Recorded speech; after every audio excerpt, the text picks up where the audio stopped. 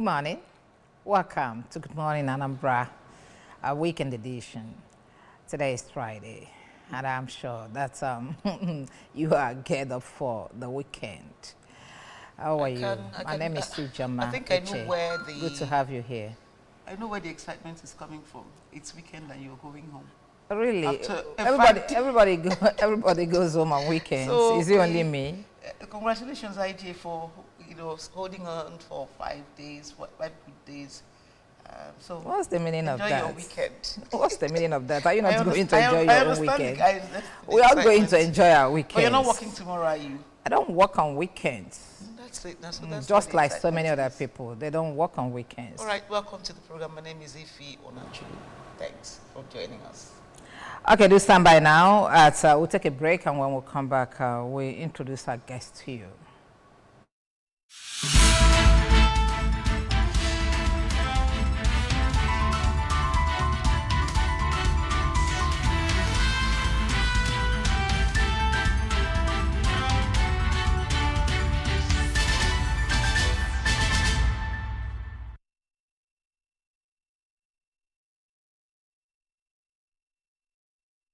Okay, welcome again.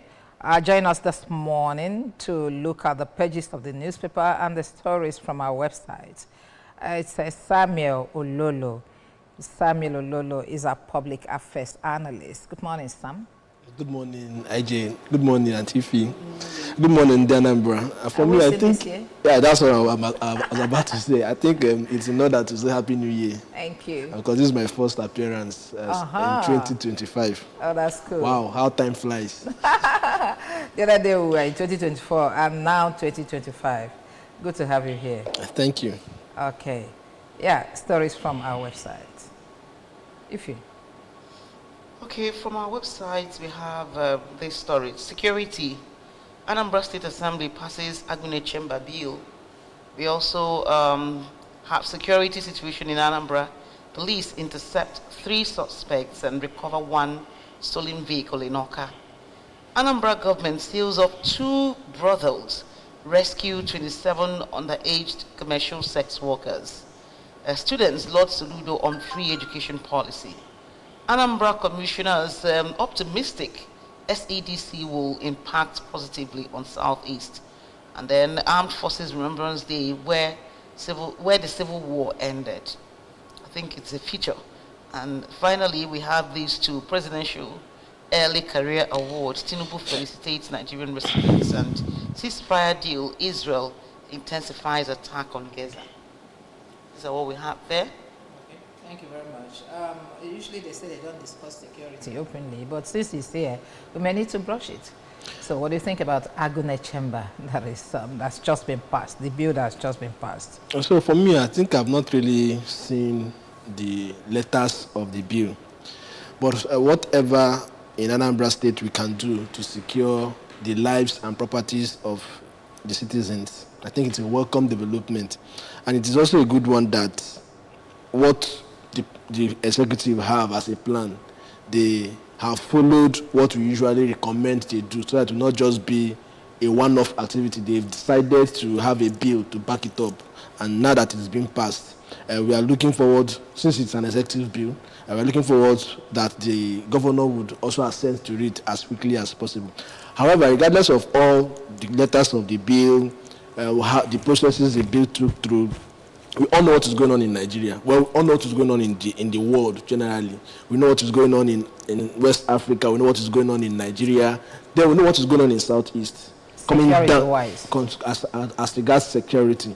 And then coming down to Anambra State, it has just been back-to-back report. Reverend Fathers in Nnewi yesterday, 3 Reverend Fathers were actually buried. 2 were killed earlier, 1 died a natural death. They were just buried yesterday. So it has also gotten to the extent that Reverend Fathers are being killed, Reverend Sisters are being kidnapped, ordinary citizens. What is making the round is the banker that was kidnapped and then killed. I mean, when we hear all these things... She was my old girl. So, you see? So imagine the trauma you have gone into. I'm telling you. And we're also talking about, when we're talking about these security issues, we're also talking about the mental health of Nigerians. We don't even know the impact of these things. We think we are strong. We think we are chesting it. But when it will get down on us, and that is why sometimes we hear people collapse, because, I mean, the system has just been so destabilized. So for me, finally, I think with the passage of the bill, the Agune Chamber bill, we hope to see a new improvement and then new order in the area of security in Anambra State. Okay. Now, taking a look at the sealed 2 brothels, we have about 27 underage girls. Can you imagine, you know, in this climate and in this age, you're having children subjected to sex trading? So, how can we curb it? Because that's not the first time, it's not the second time, and it may not be the last time. So this is still an effect, a clear effect of leadership, if I am to say. Because we see in present-day Nigeria, our leaders voting millions and billions. Now, we are no more talking about millions anymore, billions for kitchen utensils, for vehicles. Whereas these children, nobody takes care of them, actually. So they are easily susceptible to be lured over peanuts. And it's regrettable. It still brings me back to Nigeria as a nation. Just last week or thereabout, I remembered they said Nigeria has been, we have added prostitution into GDP. And then these are the young girls. So well, I'm now curious to know really the prostitutes that should be contributing to the GDP. They pay tax or what? So it's another conversation on its own. So they are talking about people who make money. Maybe that's why more people are getting into the business, since it's being recognized. Unfortunately so. So we want to also know if it also gets across the underage, but it should not, because Child Rights Act protects this kind of people. But beyond the government rescuing them, I think the only way out is let the government have a solid mouth-watering programs for the youth and for these children, so that even once you know you cannot abruptly end it, those ones who have embraced these mouth-watering programs, that they are sure that this leads to prosperity. Others will see it, get enticed, and then begin to go towards that direction and leaving the prostitution sector that they are actually. So everything just on. Can we also start the war from government. the family? Because it appears when these children bring back largesses from their, from their escapades to the family, they are accepted because they are a part of the breadwinning situation. So I clearly share a sentiment by someone who said, when you are sending your child to school, allow the child to face studies. And this concept of hustling, you are schooling, you want to make ends meet, possibly to pay school fees. Now, they are no more paying school fees, they are even sending money home. That is the level we are. And then parents on their own part understand that they have huge responsibility, both moral responsibility, socio-economic responsibility on these children. No matter how big, even the president, Goodluck, once said it, that no matter that he's a president, his mother does not even know that he's a president, and in the way she relates with him. So what I'm trying to say is, no matter what you are, you must still bend down to your parents, because they are the people that saw you through the cradles. So parents must give birth to what they can train, and while giving birth, they should also continue to train improve themselves with realities in time, so that you will not be aloof in trying to take care of your family. So while the government have a substantial role to play in checkmating what happens in the society, so that parents will not at every early morning running out because they want to make ends meet and then forgetting to take care of the children, the parents also should know that they have that moral burden, no matter how difficult it is, to ensure that they train these children up aright. Thank you. All right, thank you. Let's look at this other story. Armed Forces Remembrance Day, where civil war ended. Has the civil war actually ended? Well, carrying guns, it has. There are guns around. Yeah, carrying guns, it has. But the effect is what we are still battling with. You see it play out in different ways. You see seaports that should be in the southeast not being present. What is the reason for that? You see a lot of policies that the government is running. Sometimes they tell you is when they are giving education, scholarship programs, there is nothing that the country does that you look at it and say this is equitable. there is always a political undertone that is driven by the outcome of the civil war. And the Armed Forces Remembrance Day is just so funny that it was celebrated 2 days ago. Both the military were saying in remembrance of the Armed Forces Remembrance Day, the police, even the government officials. Yet, some of these armed forces are being owed. Some of them were not really, they are not giving the vibe. Okay, we served this country, this is the state that we are. So there is a lot really, and Nigeria leaders and then the citizens must understand that there is something in Igbo parlance we say, Ojonye na Najonweya. So because I don't want you to progress, translating it or explaining it, also I am holding myself from progressing. By now we should have, we even should see it in what the policies of the government. Till the government, the president himself comes out and says, this, as a result of what happened from the civil war should end.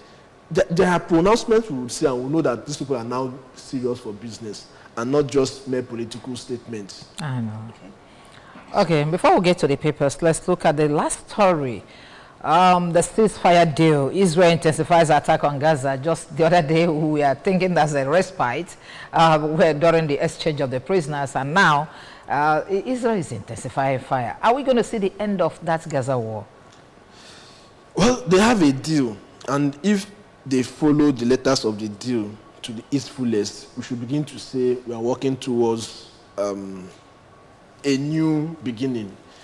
But the only thing I fear is what Israel has done to Gaza, has done in Gaza, the Palestinians. By extension. I fear, because there are a lot of people who now feel they have unsettled scores with Israel.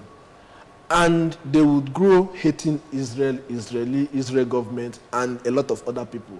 So the war has gone beyond whatever it is. It has transcended to generational. I mean, yeah, it's always been. It has transcended to generational. It has always been. And it's unfortunate that we have the United Nations, we have all these big brothers who have always preached democracy, who have always preached peace, who have always preached rights of living and others. And then here we are seeing all what has played out. And then the blame games trading around. Who started first, who has been killing without making an impact to stop the war. So now, that means this now clearly shows that despite the war, it eventually ends at Georgia. So when you are not happy, I also use this to talk to the Nigerian government, even the youth, when we are not happy and we use the social media as a platform to vent our anger, it is an opportunity for them to, at that point in time, listen to us, call us to a discussion round table, let us discuss, and not allow it degenerate to crisis or war, which we pray never to happen. Because eventually, no matter the number of the period, the duration you stay fighting, it will still end in dialogue. Let's look at the role that Trump will play now that he's coming into power. Do you think, okay, there was this news I was speculating that he did not invite Israel to the ceremony, okay? And then what do you think is going to be his role if he comes in, concerning what's going on in Gaza? Well, so Trump has said it clearly that if this does not end, he's going to bounce heavily on, and that's the, now not Gaza now, that is the Hamas. Okay. Hamas faithfuls and then their allies. He said it clearly. And then one thing that is playing out that is interesting is Biden, the current, that is the 46th president, is claiming ownership to being instrumental to the ceasefire deal. Trump, on the other side, also claiming being instrumental. But I mean, both of them are all claiming that they saw through the peace deal. The peace deal. Whoever it is, we are happy that there is now peace in Gaza, and this will determine what happens next, depending on how they play. Well, eventually politics will still come in. I know. The Palestinians will still need to elect new leaders. So the leaders they elect at their own end, and the system of governance of that their leader will also play a significant role. But I know the Trump we know has always been for Israel. Okay, let's quickly go to Nation because we have just a few minutes to go on the show. let's quickly go. We'll just take the headlines, the screaming headlines on the papers. First, we have governors back tax reform. Tax reform bills seek adjustment to VAT. It has a rider, NGF. We stand for equitable distribution of resources.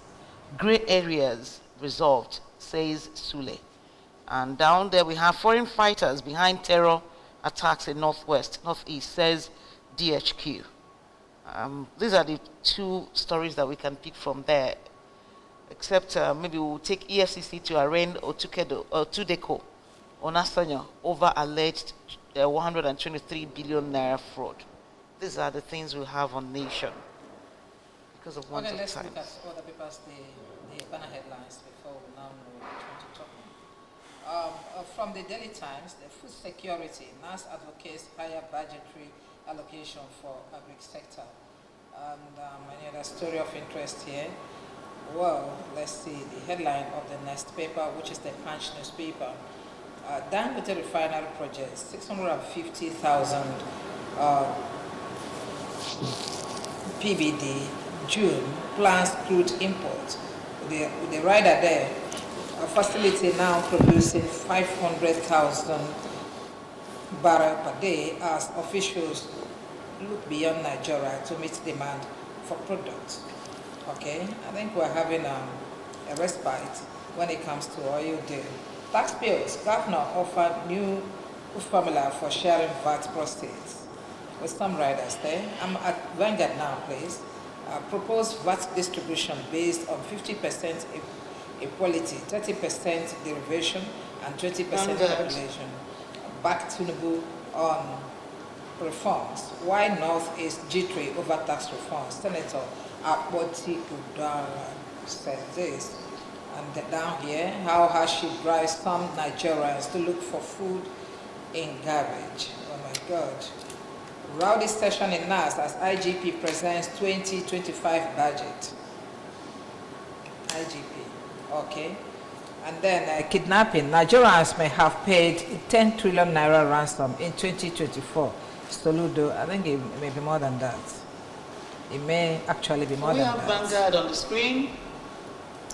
We are done with Vanguard. Let's look at Daily Independent now. Daily Independent. Governors back tax reform bills, reject increase in VAT, endorse revised VAT sharing formula, and then say it ensures equitable distribution of resources. Bengals links high fuel price to affects volatility. Capes federal government over frequent cases of grid collapse. Alleged 12.3 billion naira fraud. EFCC to arraign Otudeco, ex-First Bank MD on Nasanya.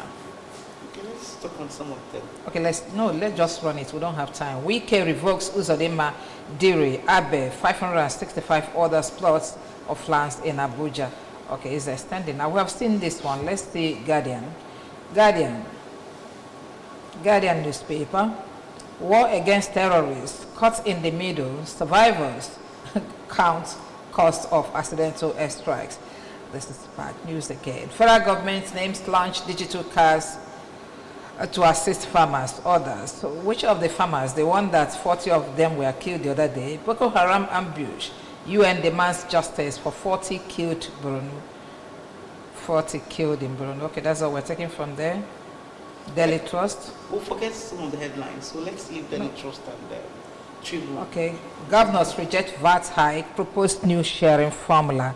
It's the same thing. And then Tribune, lastly, governors proposed new VAT sharing. Okay, let's start talking now. It is VAT. As if you are in my mind. Mm-hmm. Well, so this clearly shows that a lot of things, the direction of a nation, plays significantly on the personality of the leader. If you go to Lagos State, where the current president had once been a governor, they were able to improve or increase their revenue through VAT significantly. And before they started attracting in other levels of investment. And this is one thing we are seeing now in Nigeria. Virtually every day, if we are not hearing about the tax reform bill, we are hearing about sharing formula, VAT, and all those things. Well, that is indirectly we voted them in quotes. So what they are doing is technically what we have asked them to do for us. Really? So, yeah, that is what it is. So as funny as it sounds, but that is what it is. However, this now clearly shows that we should begin to take the business of politics, the business of election, and the business of governance seriously in Nigeria. The era of it is none of my business, I let them continue with what they are doing, should begin to go down. I mean, we should all get interested, because eventually the president, that's the FG, have made their own proposition. The governors have stepped up to also contribute to that as regards the tax sharing. Initially, what they were saying is it was not going to fly. Many governors in the north were against it. Now, for the fact that they have finally come down to the negotiating table, they are now beginning to add what should be added, what should be removed. That means it will fly. Now the question is to whose favor and in what end. So that is if really the citizens have governors that they know, my governor is protecting our interests. I mean, we'll all go and sleep, because eventually whatever they decide there is going to be to our own favor. But no matter what it is, no matter what they agree, whether to the interest of the citizens as it should be or otherwise, I think the citizens must be clearly interested in this tax sharing formula. Once they now finally say this is how we are going to share it, the next month, once further allocation is coming, the citizens should begin to hold the governors accountable, as well as the local government chairmen, the mayors, because eventually all this tax conversation would also trickle down to the local government. And I'm sure that many local governments, at least one I know in Anambra State, which is a good news for us, have started the discussion of preparing their budgets.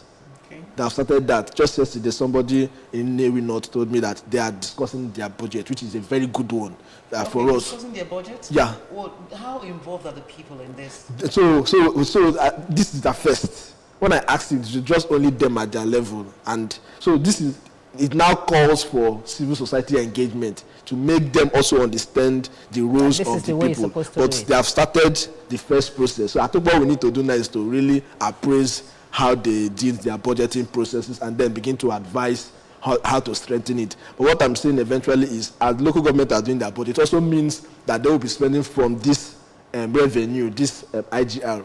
But finally, let me say this. I think why the government is putting interest in VAT, which is what will be coming from different sources, it's also important they look at the GOEs, that is the government-owned enterprises, how the people that should remit revenues, the revenue-generating ministries, MDAs, I mean, are they functioning optimally? So conversations should also go towards that direction, and not just only how to milk the citizens from personal income tax, from company income tax, and all these things are still on that minimum wage that you thought you have increased. The mega minimum wage that were not properly implemented anyway. Okay, let's on Punch. I have a story of interest here, and I need to know your opinion on it. Where they said that INEC has deleted 7,746 dead persons from voter register. It appears that INEC is actually putting its house in order. So INEC taught us the hard way. INEC was on top of their game, so we seemed, in 2023 election. We can't run away from making reference to that election.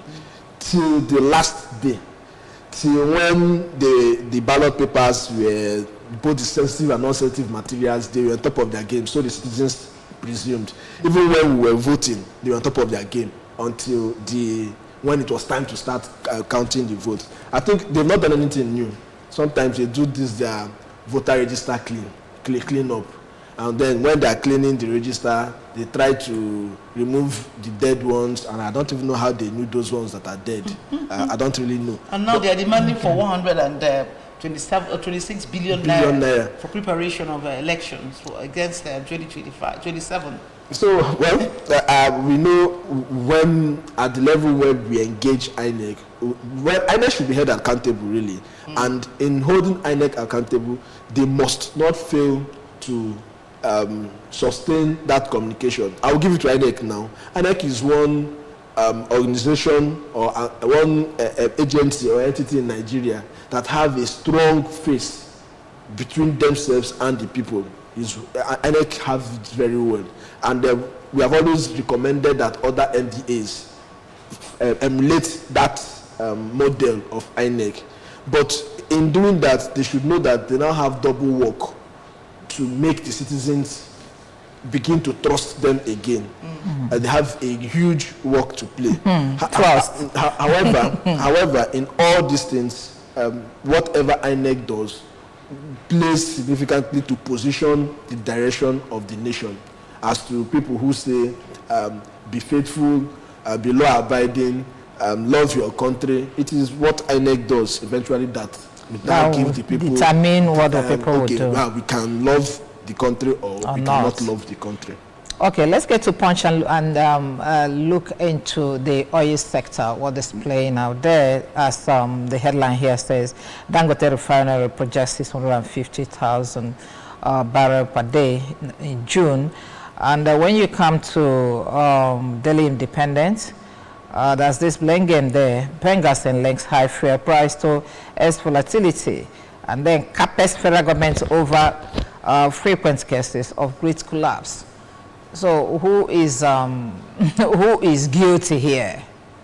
Well, so for me, I might not really know the administrative challenges that they are having, and then to a reasonable extent, what we are just seeing is the blame games that go on. But it is appalling that Nigeria, being one of the top 5 highest oil producing nations, is considering still importation again by a Nigerian who have spent a lot, have invested a lot as his own support to improving our economy.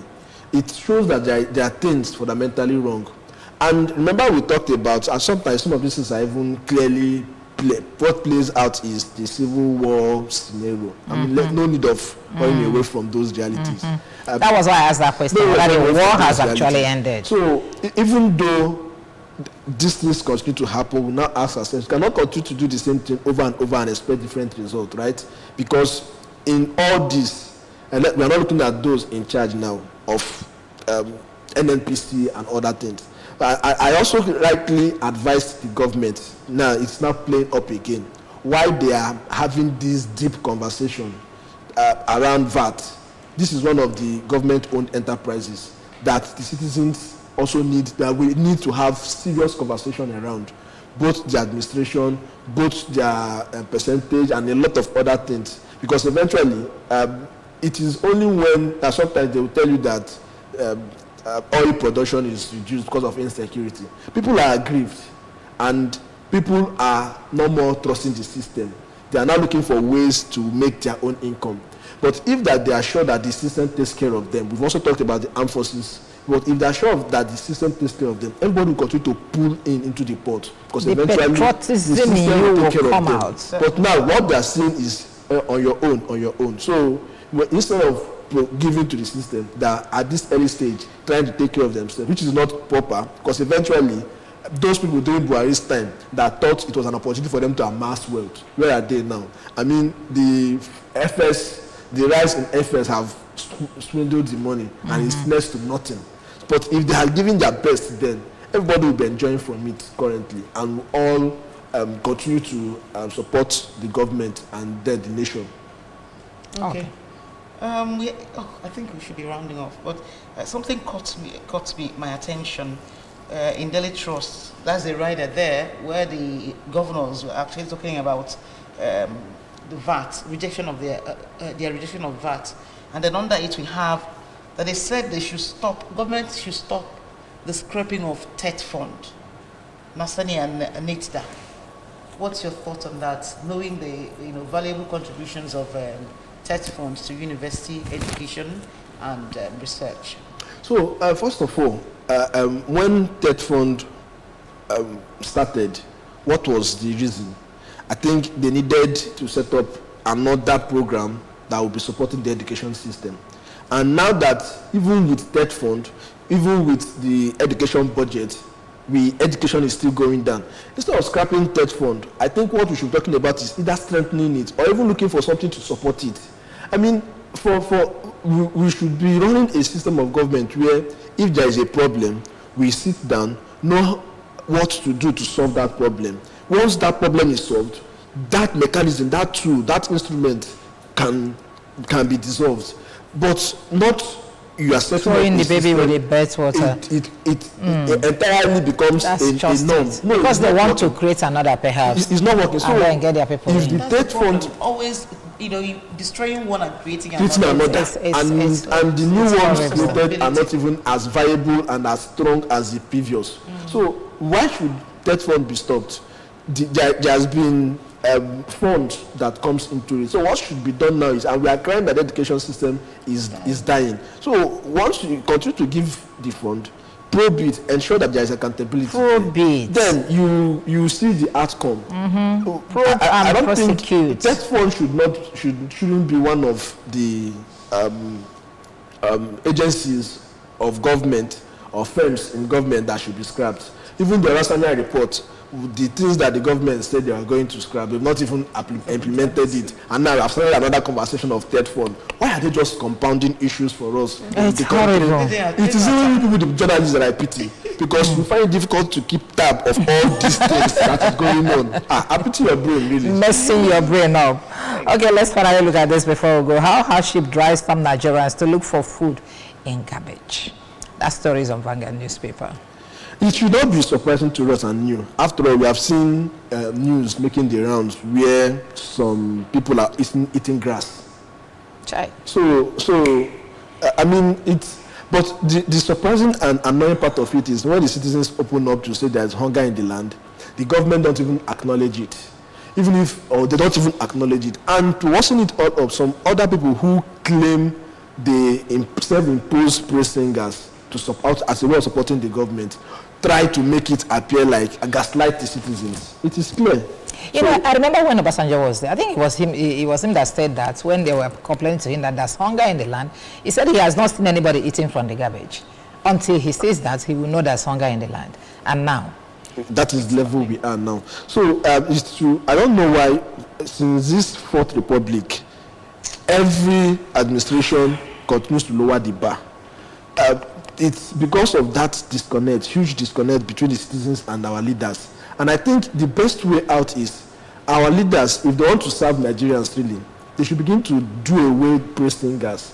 If possible, let there be a polling system. If you're running a program, if you're running a policy, from time to time, ask the people, what is the impact of this program in your lives? And when they give you response, you use that to either strengthen it or look for a way out. That is the only way we can grow. But the government tells you that we are going A, and then whenever they talk, they tell you the A we have done has done this, has done that. And then you're looking at your life, and you're saying, you've done this, but I am still suffering. And I don't understand. I think that will happen when you have statesmen, in power, not this kind of, what do you call them? I don't want to use harsh words on them. You just wake up from nowhere, no background, nothing. You want to do politics as a business. Is that the person you're expecting to come and ask you, how are you feeling with my government? So citizens' engagement is key. That's what they're trying to say. It's very, very important. I mean, everything is about the citizens. And I remember in those good old days when we used to have town hall meetings. We had governments that were at the end of the month or every quarter, they come and talk with the citizens. Just express your mind on my style of leadership. I think exactly. So I appreciate it if it comes back. And then even the VAT conversation we are having and a lot of other conversations that before the government comes up to say insecurity, we are fighting insecurity to a standstill. They should have engaged the people too to know these things that we have done. And we are using this opportunity too. Once the governor ascend to Agnes Chamber and they run it for 6 months, let them call for a town hall. The citizens appraise it. Then after the appraisal, the outcome would now say, from what we have done, from what the people are saying, we are really fighting insecurity. I heard they had a security meeting, with the town hall leader, town union leaders and all this. So after 6 months, let them also converge that meeting again. And it's very, very important. I hear that from the people. So when you are now saying that we have fought it, people will know that, okay, you are saying that you have fought it because of what people have said. But eventually, too, even when they call for those kind of town hall meetings, we pray that the active citizens would go there and contribute meaningfully, and not praise singers also coming. So you see, what is going on in the country, directly and indirectly, many citizens are contributing to it, but active and educated citizenship will play a significant role to really control and curb what we are facing. Thank you very All right. much. Thank you very much. Thank you for coming. Samuel Ololo, a public affairs analyst, and it's good you're closing the week for us. Thank you for having me. Thank you. Well, that's where we're drawing the curtain for this week's edition of Press Review. And then Monday, we'll start again. My name is Tijama. If you could just stand by as we talk about food security, women's contribution angle. You will enjoy it. Thanks a lot.